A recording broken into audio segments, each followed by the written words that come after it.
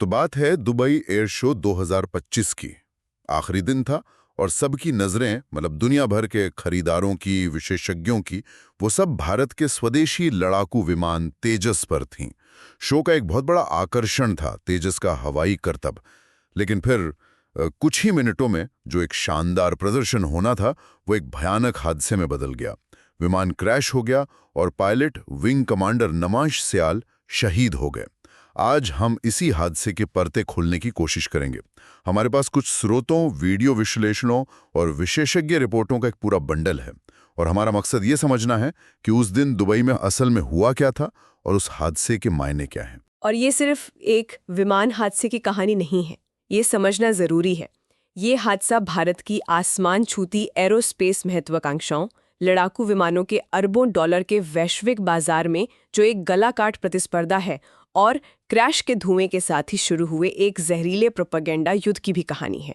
तो आज हम तकनीकी संभावनाओं से लेकर सोशल मीडिया पर फैले झूठ तक और इसका भारत पर पड़ने वाले गहरे रणनीतिक असर तक हर पहलू पर बात करेंगे। तो चलिए शुरू करते हैं उन आखिरी कुछ मिनटों से। 21 नवंबर 2025 शुक्रवार का दिन। तेजस को 8 मिनट का एक हवाई प्रदर्शन करना था। वीडियो फुटेज में दिखता है कि विमान एक बहुत ही मुश्किल हवाई करतब कर रहा था, जिसे नेगेटिव जी टर्न कहते हैं। इस सुनने में बहुत तकनीकी लगता है। आम भाषा में इसका क्या मतलब है? इसे समझने का एक बहुत आसान तरीका है। जब आप किसी झूले पर तेजी से ऊपर से नीचे आते हैं, तो पेट में जो एक अजीब सी गुदगुदी या हल्कापन महसूस होता है, वो नेगेटिव जी फोर्स का ही असर है। अच्छा। अब इसी को आप 100 गुना बढ़ा दीजिए। एक पायलट विमान को हवा में उल्टा करता है और फिर तेजी से जमीन की तरफ गोता लगाता है। ये करतब विमान और पायलट दोनों की सीमाओं को परखने के लिए किया जाता है। इसमें मतलब जरा सी भी चूक की कोई गुंजाइश नहीं होती, खासकर जब विमान बहुत कम ऊंचाई पर हो। मतलब पायलट पर जबरदस्त शारीरिक दबाव पड़ता होगा। बिल्कुल। आप कल्पना कीजिए कि आप उल्टे लटके हैं और 2000 किलोमीटर प्रति घंटे की रफ्तार से जमीन की तरफ आ रहे हैं। आपके शरीर का सारा खून आपके दिमाग की तरफ दौड़ने लगता है। वीडियो विश्लेषण से साफ पता चलता है कि करतब के दौरान विमान ने बहुत तेजी से ऊंचाई खो दी। पायलट ने आखिरी पलों में विमान को सीधा करके ऊपर खींचने की पूरी कोशिश की, लेकिन शायद तब तक जमीन से दूरी बहुत कम रह गई थी। उन्हें संभलने का मौका ही नहीं मिला। ये बात मेरे दिमाग में अटक गई है। अगर उन्हें पता था कि विमान नीचे जा रहा है, तो उन्होंने इजेक्ट क्यों नहीं किया? मैंने पढ़ा है कि तेजस में 0-0 इजेक्शन सीट है, जिसका मतलब है कि अगर विमान 0 स्पीड और 0 ऊंचाई पर भी हो, तो भी पायलट सुरक्षित बाहर निकल सकता है। फिर ऐसा क्यों हुआ? ये एक बहुत ही वाजिब सवाल है, और इसका जवाब शायद पायलट की मानसिकता में छिपा है। स्रोतों के अनुसार 2 मुख्य संभावनाएं हैं। पहली, ये सब कुछ इतनी तेजी से हुआ, शायद 3 या 4 सेकंड के अंदर, कि उन्हें प्रतिक्रिया देने का वक्त ही नहीं मिला। ऐसे करतबों में सोचने का समय नहीं होता, केवल सालों की ट्रेनिंग काम आती है। और दूसरी संभावना? दूसरी संभावना जो ज्यादातर ऐसे मामलों में देखी जाती है, वो है एक फाइटर पायलट का जज्बा। उनका पहला इंस्टिंक्ट विमान को बचाना होता है, अपनी जान को नहीं। उन्हें आखिरी पल तक ये भरोसा रहता है कि वो स्थिति पर नियंत्रण पा लेंगे। मार्च 2024 में जब पहला तेजस क्रैश हुआ था, तब पायलट सुरक्षित इजेक्ट कर गए थे। हाँ, मुझे याद है। ऐसी जांच शुरू कहाँ से होती है? जब मलबा बिखरा पड़ा हो, तो जांचकर्ता सबसे पहले क्या देखते हैं? आमतौर पर ऐसी जांच 3 मुख्य सिद्धांतों, या यूं कहें कि 3 संदिग्धों के इर्द गिर्द घूमती है। इंसान, मशीन और माहौल, यानी मैन, मशीन एंड एनवायरनमेंट। जांचकर्ता इन तीनों से जुड़े सबूतों को एक साथ जोड़कर देखते हैं। चलिए पहले इंसान की बात करते हैं। विंग कमांडर सियाल एक बेहद अनुभवी पायलट थे। उन्हें इस तरह के प्रदर्शन का लंबा अनुभव था। फिर भी मानवीय चूक की कितनी गुंजाइश है? गुंजाइश हमेशा रहती है। जैसा हमने पहले बात की, नेगेटिव जी टर्न जैसे करतब पायलट के शरीर पर जबरदस्त दबाव डालते हैं। इससे कुछ पलों के लिए स्पेशल डिसओरिएंटेशन हो सकता है, यानी पायलट का दिमाग ये समझ नहीं पाता कि ऊपर क्या है और नीचे क्या। अच्छा। जाती है। लेकिन ये एक ऐसा जोखिम है जो हमेशा बना रहता है। 1 सेकंड की चूक भी घातक साबित हो सकती है। लेकिन ये पायलट तो दुनिया के सर्वश्रेष्ठ में से होते हैं, और उन्हें ऐसे ही करतबों के लिए सालों तक ट्रेन किया जाता है। क्या वाकई 1 सेकंड का दिशा भ्रम इतने अनुभवी पायलट के लिए एक सामान्य जोखिम है? या ये किसी और बड़ी समस्या का संकेत हो सकता है? ये एक बहुत अच्छा सवाल है। ये सामान्य जोखिम तो है, लेकिन जांच ये भी देखेगी कि क्या उस दिन पायलट पर कोई अतिरिक्त दबाव था, क्या एयर शो के आखिरी दिन होने का कोई मनोवैज्ञानिक दबाव था, क्या उनकी सेहत पूरी तरह ठीक थी। इन सभी छोटे छोटे पहलुओं को भी ध्यान में रखा जाता है। ठीक है, अब दूसरे संदिग्ध पर आते हैं, मशीन। तेजस एक बहुत आधुनिक कंप्यूटर से चलने वाला विमान है, तो क्या यह संभव है कि विमान नहीं धोखा दे दिया हो? मतलब किसी तकनीकी खराबी की कितनी आशंका है? इसकी आशंका भी काफी ज्यादा है। 2 मुख्य चीजों पर ध्यान दिया जाएगा। पहला, इंजन। क्या करतब से बाहर आने के लिए इंजन ने उतनी पूरी ताकत या थ्रस्ट दिया जितनी जरूरत थी? अगर थ्रस्ट में एक पल की भी कमी आई तो विमान को ऊपर खींचना नामुमकिन हो जाता। दूसरा, और शायद ज्यादा जरूरी, विमान का fly by wire system. Fly by wire, ये क्या होता है? सरल शब्दों में ये एक बहुत ही जटिल कंप्यूटर सिस्टम है जो पायलट और विमान के बीच में काम करता है। पुराने विमानों में पायलट तारों और पुली के जरिए विमान को कंट्रोल करता था, लेकिन तेजस जैसे आधुनिक विमानों में पायलट कंप्यूटर को कमांड देता है और फिर कंप्यूटर विमान को उड़ाता है। अगर इस सिस्टम में कोई गड़बड़ी आ जाए, एक सेंसर गलत रीडिंग दे दे, तो सब कुछ गड़बड़ हो सकता है। और इसका जवाब तो ब्लैक बॉक्स से ही मिलेगा। बिल्कुल, इसका असल जवाब विमान के ब्लैक बॉक्स यानी फ्लाइट डेटा रिकॉर्डर से ही मिलेगा, जिसमें आखिरी पलों की सारी तकनीकी जानकारी कैद होती है। और तीसरा पहलू है माहौल। क्या दुबई के मौसम का भी इसमें कोई हाथ हो सकता है? हाँ, बिल्कुल हो सकता है। दुबई की हवा गर्म और नमी वाली होती है, जो सामान्य हवा से ज्यादा घनी मतलब डेंस होती है। इससे कम ऊंचाई पर विमान की परफॉर्मेंस, खासकर उसके इंजन की ताकत पर असर पड़ सकता है। तेजस एक हल्का लड़ाकू विमान है। उसके पास राफेल या F-15 जैसे भारी विमानों की तरह अतिरिक्त थ्रस्ट मार्जिन नहीं होता। हो सकता है कि घनी हवा ने विमान को उतनी तेजी से ऊपर उठने नहीं दिया जितनी पायलट उम्मीद कर रहे थे। जांच इन तीनों पहलुओं, इंसान की हालत, मशीन का बर्ताव और माहौल का असर को मिलाकर एक पूरी तस्वीर बनाने की कोशिश करेगी। तो विमान का क्रैश होना अपने आप में एक बड़ी त्रासदी है, लेकिन इस हादसे की कहानी सिर्फ क्रैश साइट पर खत्म नहीं होती है ना। इसके तुरंत बाद एक पूरी तरह से अलग लड़ाई शुरू हो गई, वो भी ऑनलाइन। बिल्कुल, और एक दिलचस्प बात यह है कि इस लड़ाई की तैयारी क्रैश से कई दिन पहले ही शुरू हो चुकी थी। क्रैश से कुछ दिन पहले कुछ पाकिस्तानी सोशल मीडिया हैंडल से तस्वीरें और वीडियो वायरल किए गए, जिनमें यह दावा किया गया कि दुबई में खड़े तेजस से तेल लीक हो रहा है। नैरेटिव ये बनाया गया कि भारत का स्वदेशी विमान इतना घटिया है कि वो जमीन पर खड़े खड़े ही तेल छोड़ रहा है। ये तो अविश्वसनीय है। मतलब क्रैश के पहले से ही माहौल बनाया जा रहा था।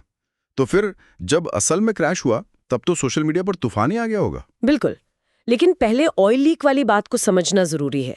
ये झूठ इतना फैला कि भारत सरकार की प्रेस इन्फॉर्मेशन ब्यूरो यानी PIB को क्रैश से ठीक एक दिन पहले एक आधिकारिक फैक्ट चेक जारी करना पड़ा।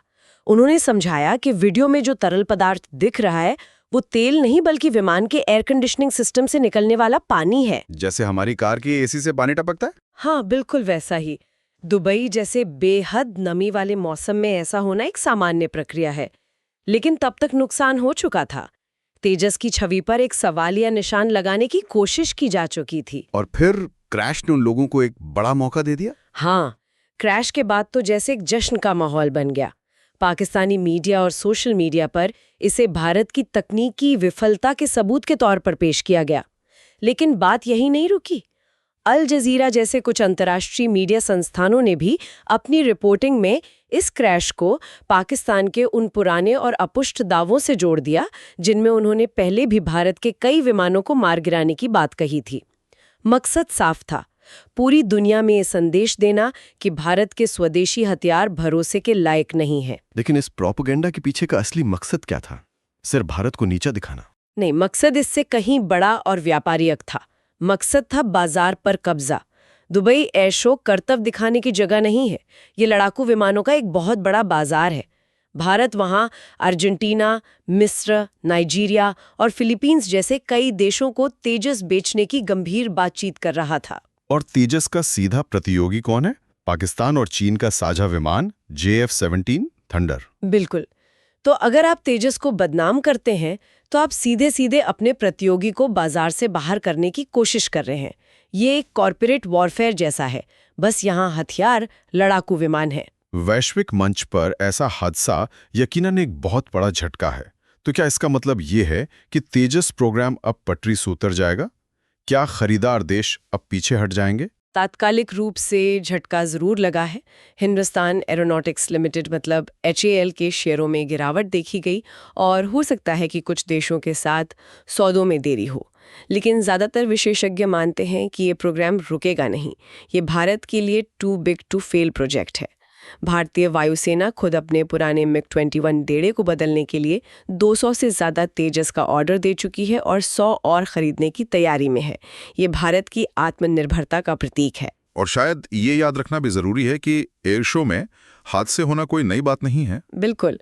अमेरिका के सबसे आधुनिक F-35 और F-16 से लेकर रूस के सुखोई तक दुनिया के बेहतरीन विमान भी एयर शो के दौरान क्रैश हो चुके हैं। हादसों से प्रोग्राम बंद नहीं होते, बल्कि उनसे सीख लेकर सुधार किया जाता है। एक पारदर्शी और पेशेवर जांच से जो भी कमियां सामने आएंगी उन्हें दूर किया जाएगा। असली सवाल ये है कि भारत इस हादसे से क्या सबक सीखता है। और यहीं पर स्रोत इस हादसे को कुछ गहरी और पुरानी समस्याओं से जोड़ते हैं। बात सिर्फ इस एक क्रैश की नहीं है, बल्कि भारत की वायुसेना की घटती स्क्वाड्रन संख्या और HAL द्वारा डिलीवरी में हो रही लगातार देरी की भी है। यह एक ज्यादा बड़ी चिंता का विषय लगता है। ये इस पूरी कहानी का सबसे जरूरी पहलू है। देखिए, भारतीय वायुसेना की स्वीकृत क्षमता 42 स्क्वाड्रन की है, यानी उन्हें एक साथ 2 मोर्चों पर लड़ने के लिए इतने विमान चाहिए। लेकिन आज उनके पास केवल 29 स्क्वाड्रन है।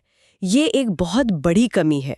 अगले 10 सालों में MiG-29, जैगुआर और मिराज 2000 जैसे कई पुराने विमान रिटायर होने वाले हैं, जिससे ये संख्या और भी नीचे जा सकती है। और इस कमी को पूरा करने की सबसे बड़ी उम्मीद तेजस से ही है।